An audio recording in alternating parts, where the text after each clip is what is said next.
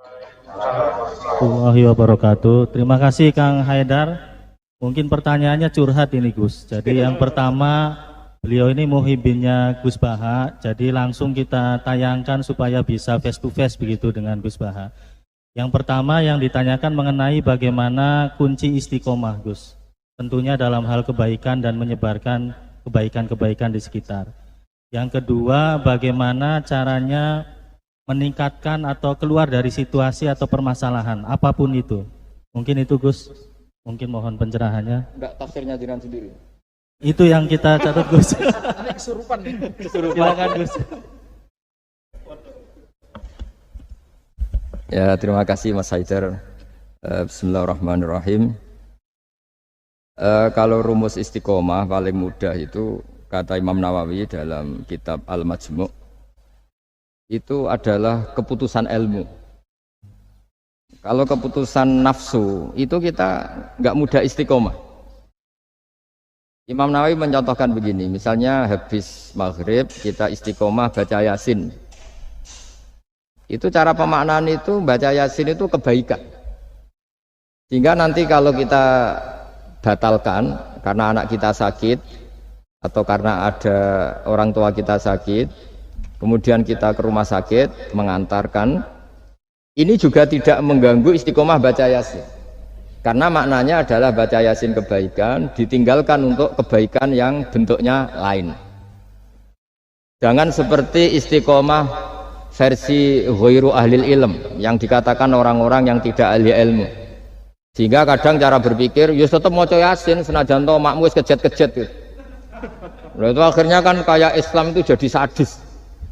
Jadi demi istiqomah meninggalkan ibadah sosial.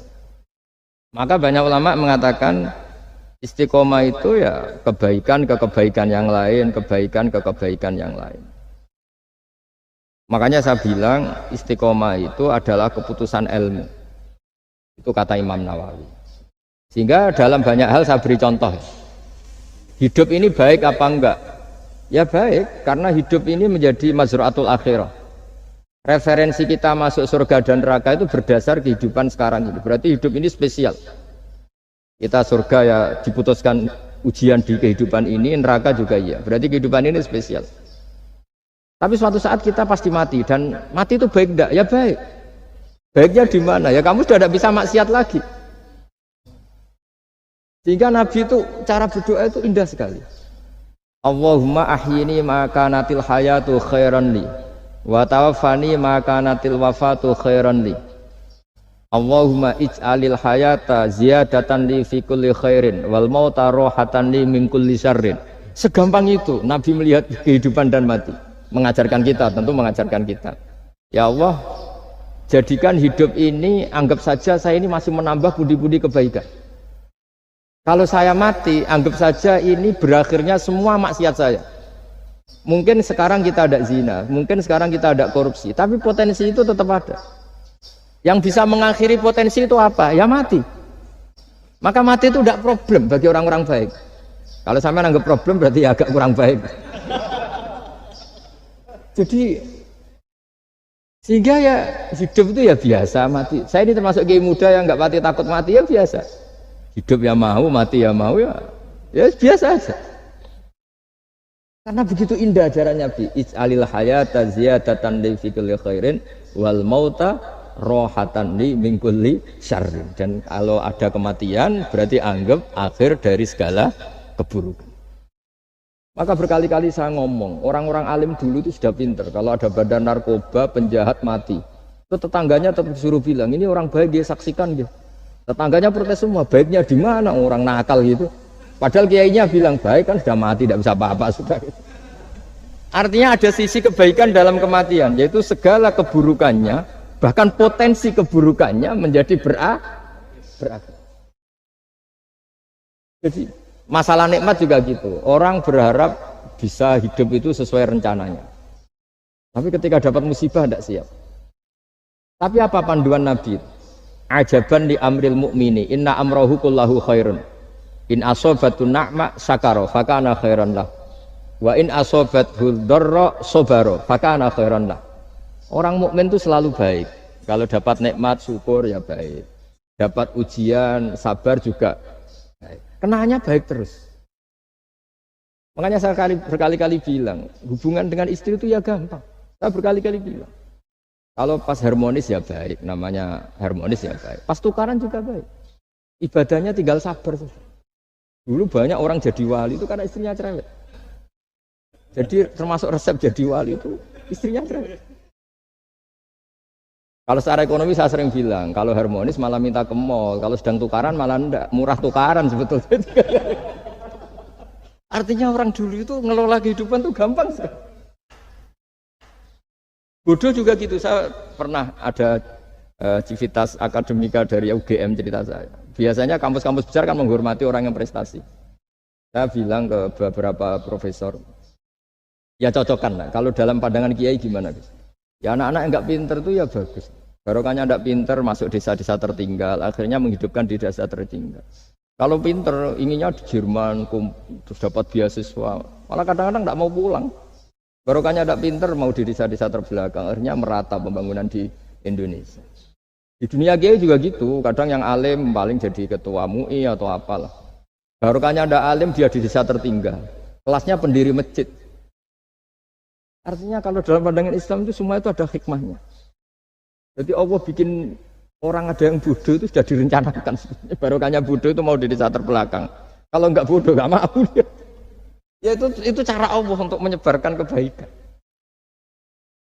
Ya ini kan fatwa ala kiai, sampean jangan buka. Wah, ini berarti bikin itu Gus, berarti orang bodoh ya hebat. Ya memang hebat, Allah sudah merencanakan, tapi ya jangan dimasifkan. Orang bodoh jumlahnya sudah banyak lah, tidak usah ditambah.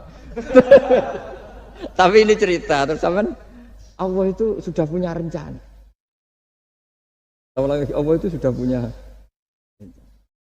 Jangan sampai kita ini nggak tahu rencana Tuhan. Makanya akhir dari kesimpulan orang-orang itu, orang-orang baik, subhanak, Rabbana, subhanak, Rabbana ma khalaqta hadza batilan subhanaka faqina adzabannar. Semua yang kau ciptakan itu tidak ada yang sia-sia. Saya pernah di Korea, ini pengalaman saya. Itu rata-rata saudara kita yang ke Korea itu kan nyari uang.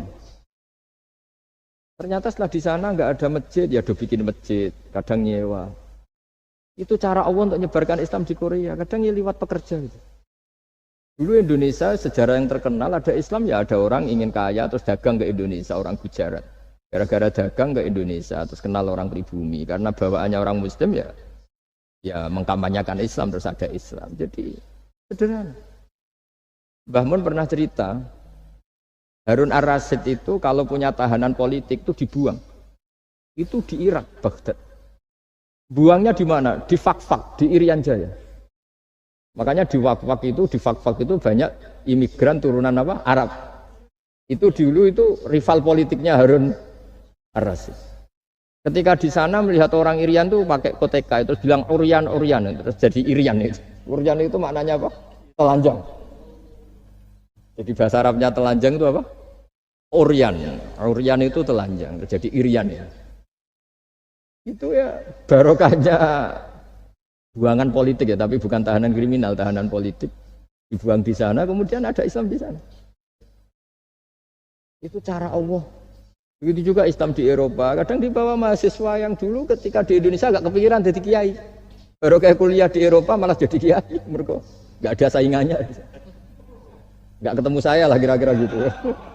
Kalau di sini kan nggak bisa jadi kiai. Artinya sudahlah Allah itu nggak usah diajarin gitu. Makanya Allah pernah ngendikan kul atu alimuna wa bidinikum. Aku itu pangeran, ora usah warai carane beragama. Nah kita sekarang ini beragama tapi ngajari Allah. Harusnya Islam tuh gini ya Allah. Pangeran mbok warai. Makanya rata-rata dunia ulama itu dunia minum ide di bab itu. Karena harus yakin agama ini milik Allah pasti diurus Allah. Allah tidak usah diburuin gitu. Tapi kalau kita kan nggak ingin punya konsep organisasi apa, forum apa untuk mengembangkan apa. Ya itu bagus lah namanya ikhtiar itu. Tapi kalau di dunia ulama itu malah enggak. Karena Allah punya cara sendiri untuk menyebarkan. Ya, coba yang membawa Islam ke Amerika itu orang imigran. Di Eropa juga sama, apalagi di Prancis ya. Itu kan imigran Aljazair rata-rata. Makanya Mas Haidar ini dari Aljazair. Ya sudahlah, kita ikhtiar, istiqomah itu Nomor satu, benahi ilmu Anda, cara berpikir Anda. Ya ketika kita harmonis ya istiqomahnya syukur. Kalau tukaran istiqomahnya sabar. Kalau punya teman sebaik ini ya istiqomahnya mitra kebaikan. Kalau sedang benci ya bagus lah, barokahnya itu udah utang, udah ngel-ngel, sudah tiga enteng saja hidup itu.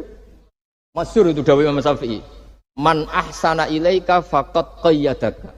Wa man asa ilaika faqad atlaqaka. Orang yang berbuat baik kepada kamu sebetulnya itu mengunci kamu, mengikat kamu. Kamu ini nak, kalau Pak Aryo terlalu baik sama saya, yang susah juga saya. Kalau nanti anaknya kawin, resepsi gak diundang saya gak enak. Tapi kalau dia agak-agak jahat sama saya, gak teko, serah peduli. Ini kan pantas. Jadi saya kalau ada orang terlalu baik sama saya mulai mikir ini ya ribet kan. Makanya saya termasuk kiai yang ada orang baik ya biasa aja karena tak anggap ini ke depan kurang baik. Tapi ya saya seneng ya, namanya ukhuwah Islamiyah seneng. Tapi tidak seneng-seneng banget kayak orang yang nggak punya perhitungan. Waman asa ilaika faqad atlaqaka. Orang yang berbuat buruk kepada kamu, sebetulnya dia membebaskan kamu. Nggak mungkin kan orang yang sedang ngeneng kamu, terus utang kamu, nggak mungkin kan pinjam mobil, mungkin nggak? Apalagi titip, tolong dong saya dikasih pekerjaan BUMN, nggak mungkin. Yang minta-minta gitu pasti yang baik sama kamu. Jadi ilmu kiai itu sampai segitunya. Makanya kita harus syukur khazanah yang diajarkan guru-guru kita ini luar biasa. Man ahsana ilaika faqad qayyadaka.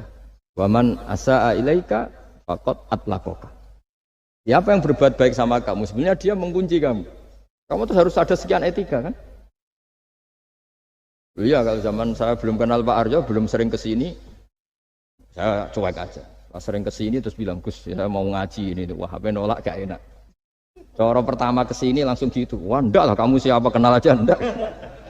Ini agak bener kenal, aduh ribet. Tapi saya maafkan. Nah ini cerita mazhabnya Imam Syafi'i. Makanya hubungan suami istri kalau sedang harmonis malah saling curiga. Ada apa ini kok baik? Saking susahnya nyari baik ikhlas itu sehingga kalau bupati juga gitu, ada orang kok terlalu baik mesti mikir ada apa ini. Artinya gini, kalau kita dengan ilmu itu ngadepi sesuatu enteng saja. Barokahnya misalnya Mas Haidar di Aljazair, saksinya banyak. Kalau kita tidak pernah ke sana kan saksi sujud kita hanya Indonesia. Nanti kalau Mas Haidar ketemu Allah kan keren. Kamu pernah sujud? Pernah Gusti. Saksinya Indonesia dan Aljazair. Karena bumi yang tempat kita sujud menjadi apa? Saksi. Semakin sering kemana-mana saksinya semakin banyak. Sehingga dalam waktu sholat itu ada aturan disunatkan untuk sholat sunat itu tempatnya berganti-ganti atau bergeser-geser. Karena saksinya tuh kayak apa? Bahkan ada yang ekstrim sampai nggak mau pakai sajadah. Saksi sajadah itu tidak meyakinkan, mendingan keramik. Sampai segitunya ada yang ekstrim gitu. Kan lebih keren. Kalau sajadah kan hanya selembar kain. Ya, tapi nanti sajadahnya kan bilang, saya tidak bisa berdiri sendiri tanpa ada bumi. Kayaknya mau tidak mau buminya akan ikut bersaksi. Terus yang terakhir gimana? Sudah gitu ya? Ya tadi jadi itu kan dengan cara pandang seperti itu kan selesai sendiri. Misalnya Anda baru umpatin tetangga atau anak buah atau pimpinan kan pakai mazhab Syafi'i. Bagus lah. Nah, ya tadi kalau kurang baik kan fakot atlaku membebaskan kamu. Ya itu sudah jawaban. Wah ini moderatornya. Pak Sultan ini masalah Pak Sultan. Baik, terima kasih Mas Haidar. Jadi nanti kalau kurang jelas bisa diputar YouTube-nya. Yang penting kuotanya cukup dan wifi-nya kenceng begitu ya Gus ya. Terima kasih. Selanjutnya karena satu pertanyaan, satu lagi. Minta tolong panitia bisa disambungkan ke yang khataman di Aceh. Kalian aja sama yang Merauke ya, tapi satu pertanyaan saja singkat. Punya cita-cita misalnya ingin bikin nggak disampaikan. Itu status Anda. Nah,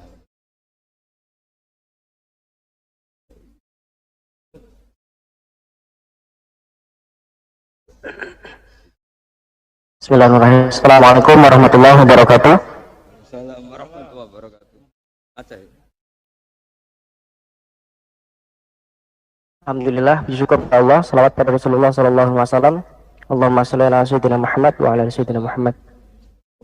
Yang kami hormati Gus Baha, kami dari Aceh insyaallah akan bertanya mengenai mungkin tidak jauh beda dengan Aljazair. Kami dari anak-anak muda di proyek, jadi kami minta ininya Gus, tips-tipsnya agar kami anak-anak muda ini agar istiqomah dalam kebaikan dan juga menyebarkan kebaikan di lingkungan proyek kayak gitu. Jadi harapannya memang di lingkungan proyek juga tidak membatasi kita untuk selalu berbuat kebaikan dan juga menyebarkan kebaikan ataupun berdakwah di lingkungan proyek. Mungkin itu saja Gus. Syukur jazakumullah. Assalamualaikum warahmatullahi wabarakatuh. Assalamualaikum warahmatullahi wabarakatuh. Jubirnya. Satu lagi yang Merauke sekalian. Ya. Lagi. Jadi dia satunya agak diingat-ingat. Lagi. Kan lagi. Terus lanjut. Provokator semua. Assalamualaikum warahmatullahi wabarakatuh. Salam. Saya Asep Sanjaya dari PT PP Persero, proyek PLTMG Merauke 2. Yang terhormat Gus Baha dan Bapak Aryo. Saya dari anak-anak tua. Kalau mereka tadi anak muda, kalau saya itu anak tua. Pertanyaan saya, bagaimana cara mengokohkan di dalam ranah bekerja atau pekerjaan? Karena di era sekarang ini banyak yang menyampingkan akhlak demi mendapatkan kepuasan diri sendiri. Terima kasih. Waalaikumsalam warahmatullahi wabarakatuh. Waalaikumsalam warahmatullahi wabarakatuh. Ini milenial Gus. Jadi memang di proyek ini ada yang milenial, kolonial, ada juga yang campuran Gus. Miko namanya, milenial kolonial. Jadi mungkin yang pertama mohon pencerahan dari proyek Aceh. Kemudian yang kedua dari proyek Merauke. Kalau Aceh tadi bagaimana caranya milenial bisa istiqomah. Kemudian yang milenialnya. Kemudian yang Merauke itu bisa mengenai akhlak ya Gus ya, sebagai core value-nya BUMN terutama antara anak dengan orang tua. Monggo Gus silakan. Pakai ini aja. Bismillahirrahmanirrahim. Sesuai disiplin yang saya tekuni yaitu ilmu. Seperti yang saya jawab pada Mas Haidar tadi dari Aljazair. Untuk yang Aceh juga sama. Kita di perantauan, saya pernah ditanya anak yang kuliah di Inggris, juga pernah ditanya anak yang kuliah di Amerika. Pertanyaannya itu, Gus, kita di negara yang sistemnya itu lebih mapan ketimbang negara yang kita huni. Itu cara terus menjaga syukur sama Allah itu gimana?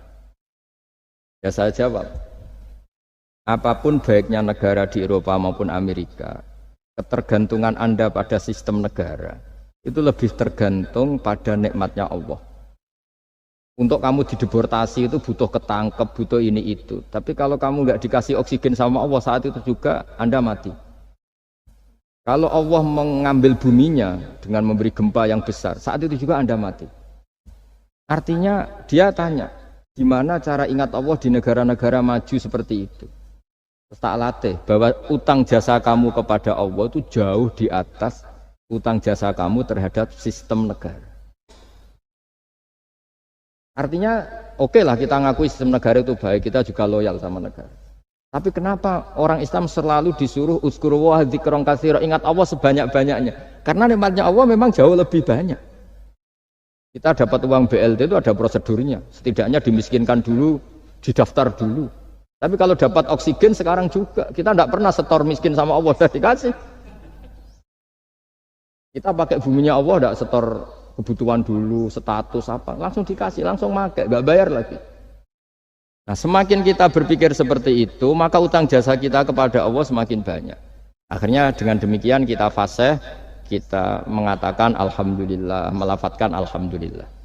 Jika di surat Waqiah, Allah melatih kita seperti itu. Nahnu khalaqnakum falaula tusaddiqun. Yang menciptakan kamu itu kita, saya. Maka kamu harus begini. Yang menurunkan hujan itu saya, kata Allah, kami. Kamu harus bersyukur. Bumi yang kamu huni, kata Allah, Bisa saja setiap saat ayak sifat bikumul ard. Bumi yang kamu huni yang kelihatannya kokoh, setiap saat bisa likuifaksi.